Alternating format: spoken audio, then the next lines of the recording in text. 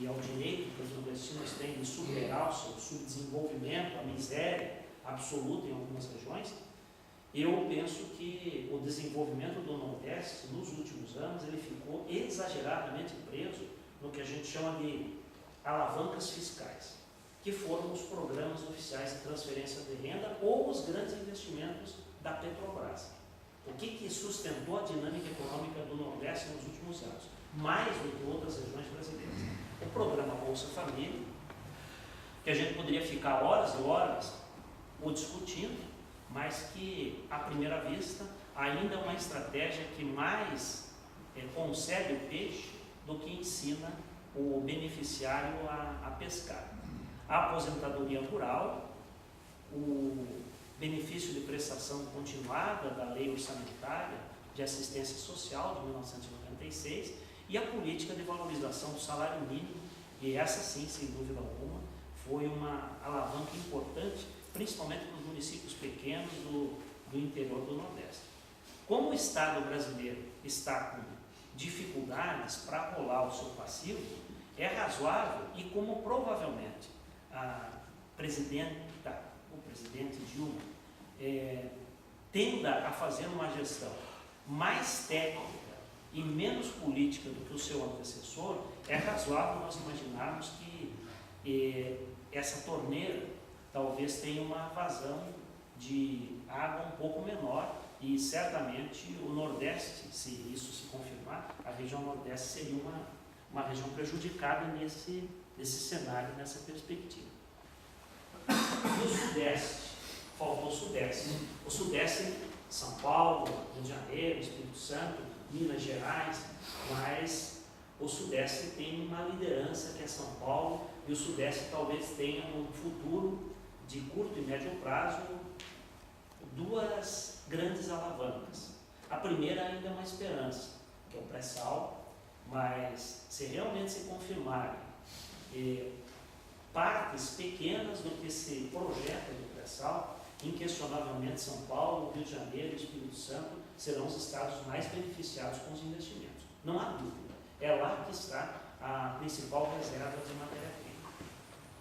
O segundo eixo são os eventos esportivos, e a gente destacaria dois: a Copa do Mundo de 2014 e as Olimpíadas de 2016, ambas beneficiando o Rio de Janeiro, e a Copa do Mundo beneficiando São Paulo. Essa também é uma outra discussão, onde eu participei de um seminário aqui em Curitiba, não sei se alguns dos senhores estavam, promovido pelo CREA e pelo Sinduscom. Eu confesso, eu acho que a Copa do Mundo não é tudo que se profetiza. Eu acho que tem uma série de coisas que as regiões, os estados, elas têm que aproveitar a Copa do Mundo para, de repente, desencalhar projetos que elas gostariam de implementar, independentemente da ocorrência desses eventos esportivos. Vai se gastar muito dinheiro. Eu não sei qual é o efeito multiplicador desse dinheiro. Por exemplo, nas Olimpíadas, nos Pan-Americanos, o Pan-Americano que aconteceu no Rio de Janeiro, gastou-se 7 vezes mais do que se orçou inicialmente. E o Rio de Janeiro vai praticamente precisar se reinventar para se adequar à Copa do Mundo de 2014 e para a Copa das Confederações, que acontecem em 2013. No Paraná se fala muito nisso, da Copa do Mundo. Ela não se resume à conclusão da Arena da Baixada, né? Mas também não significa metrô. O pessoal fala, pois mas o metrô não vai ficar pronto para a Copa. Mas o metrô não tem absolutamente nada a ver com a Copa do Mundo. O metrô não é uma exigência da FIFA para que o Paraná, que Curitiba, consiga sediar um pedacinho da Copa do Mundo, trazer uma seleção para cá. Mas, de qualquer maneira, esses investimentos, os efeitos maiores desses investimentos, eles estarão concentrados, a meu juízo, predominantemente no estado do Rio de Janeiro e no estado de São Paulo, mais no Rio. São Paulo tem toda aquela história, eu não sei se alguém aqui é corintiano, palmeirense, o Lula é corintiano, decidiu sacanear o São Paulo, né? Vetar o Morumbi. Quem vetou o Morumbi não foi a FIFA, né? O Morumbi eu também não sou São Paulino, não sou corintiano e não sou palmeirense, mas quem é palmeirense provavelmente está se preparando para o pior, né? Daqui a pouco, apesar de eu ser torcedor do Curitiba, né? Mas eu acredito que o Palmeiras não tem. Eu estava ouvindo, acho que ontem na Bandeirinha, uma dessas mocinhas que entende de futebol. Todo mundo entende de futebol, né? Mas a minha mulher que fica bem louca, assim. Eu não aguento esses caras na televisão, assim, eles ficam salmarada.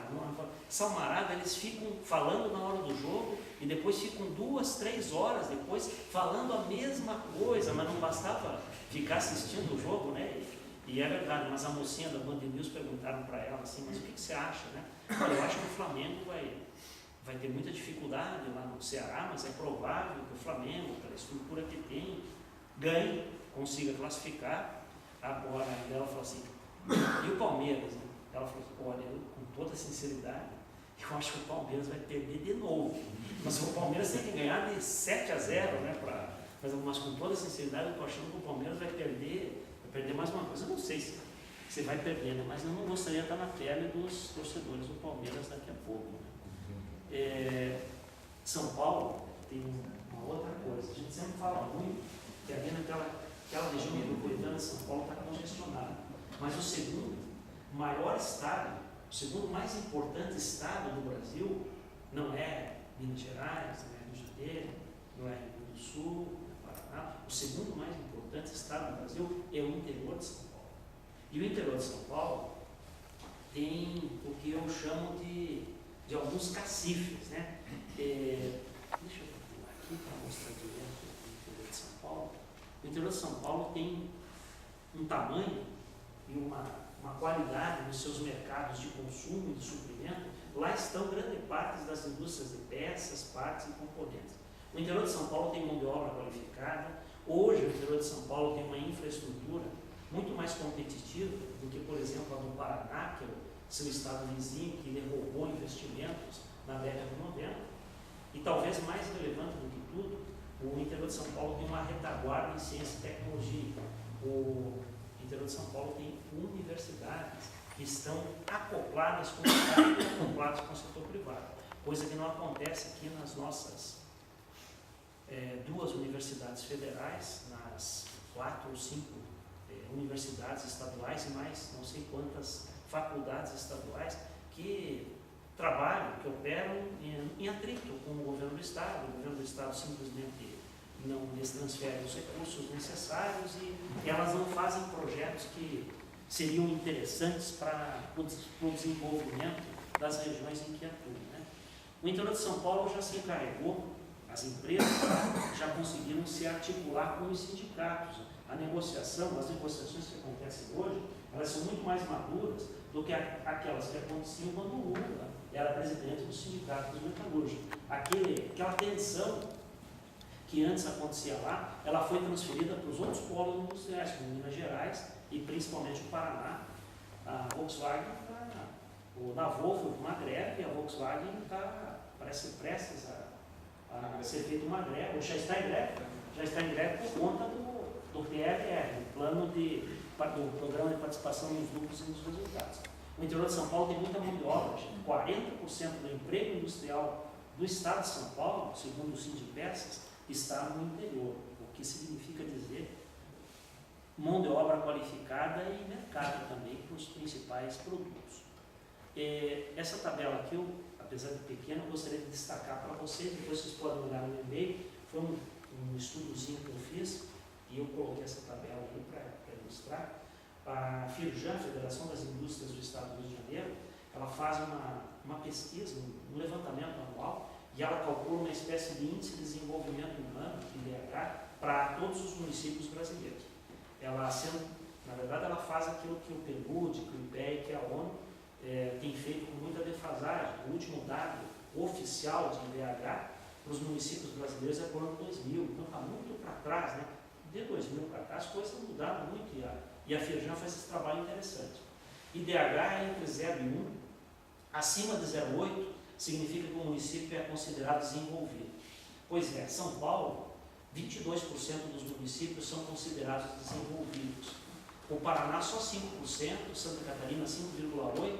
O estado que mais se aproxima de São Paulo seria o Rio de Janeiro, que tem quase 10% dos municípios considerados desenvolvidos. Município desenvolvido significa mercado. Mercado é para que as empresas possam produzir e colocar os seus produtos. Para fechar essa parte aqui, finalmente, né, São Paulo, ainda no governo Serra, resolveu entrar na guerra fiscal. Quando São Paulo entra na guerra fiscal, ele se torna praticamente imbatível. E, por exemplo, São Paulo nos roubou não, São Paulo entrou na briga pela Toyota e ganhou a Toyota. São Paulo entrou na briga por uma fábrica da Hyundai e ganhou, e logo depois a GM, a Ford e a Volkswagen anunciaram investimentos em São Paulo. O presidente da Volkswagen, ontem, eu estava lendo uma entrevista dele no jornal Estado de São Paulo, muito claro, impossível ser mais claro. Ele disse, olha, o pessoal ali da Volvo, o pessoal da Renault, tem uma fábrica só no Brasil, deram o que os funcionários pediram de PLR. Nós não vamos dar. Eles estão fazendo greve, isso é um custo para nós não vamos dar. Mas corre o risco de fechar a fábrica no Paraná? Não, não corre o risco de fechar a fábrica. Talvez a gente fique só produzindo o Fox no Paraná. E a expansão prevista, a gente vai mandar lá para a região de Taubaté. Não vai ficar no Paraná. É uma decisão microeconômica a partir de um problema muito concreto, né? E São Paulo já amadureceu esse tipo de negociação com o movimento sindical. Aqui também, rapidamente, para mostrar a recuperação de São Paulo, só observem ali no Sudeste, o último estado de São Paulo, está poluído mesmo ali, ele representava, arredondando, 40% das obras que foram realizadas no Brasil em 96. Esse percentual caiu para 31% em 2006 e a partir disso se recupera. Em 2008, o São Paulo já representava 37% das obras. Em compensação, o Paraná vem encolhendo. O Paraná representava 5,8% em 96, caiu para 4,1% em 2006, melhorou um pouquinho em 2007 por causa dos investimentos que a Petrobras fez na refinaria, e já em 2008 voltou a cair para 4,7%.